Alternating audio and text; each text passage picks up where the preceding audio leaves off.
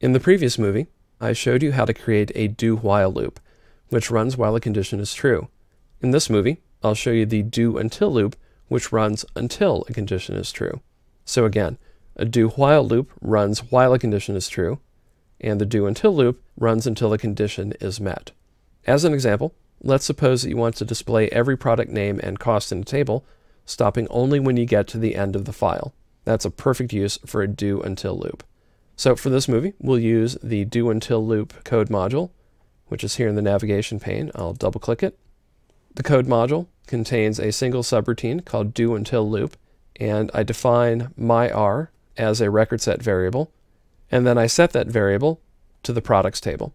Now I can create a do-until loop that will loop through each of the records in the table until we reach the end of the file. So I'll just click in the white space above nsub and start typing.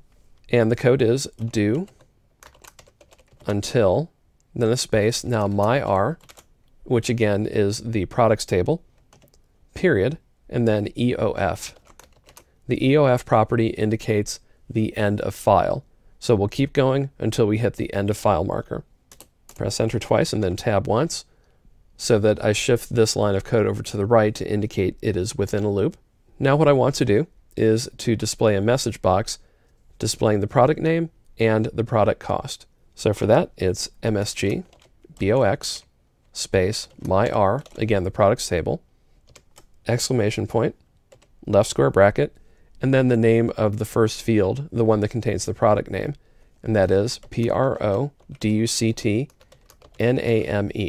no spaces. So it's product name with no space between the words, then a right square bracket.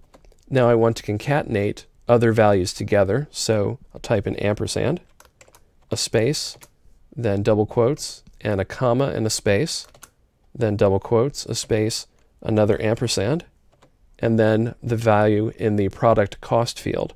So that will be myR, again, that's the products table, an exclamation point indicating I'm about to type a field, and that field name goes inside square brackets, so left square bracket, and then product cost, again, all one term, PRODUCTCOST, and a right square bracket, and press enter.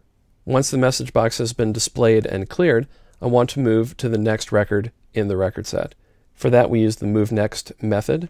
So myR, period, move next, and press enter twice and backspace once, and we can close out the loop, LOOP, and a down arrow. So again, this code will point at the products table and display every product name and the associated product cost from the same row, and it will do so until it reaches the end of the file. So now I can run the code, press F5, we get garlic 12.5, click OK, basil, jalapeno, lemon, mandarin, rosemary, and we're done. You could also put the condition on the loop line at the bottom of the do-until loop. If you do, then the code runs once and then checks the controlling condition at the end of the loop.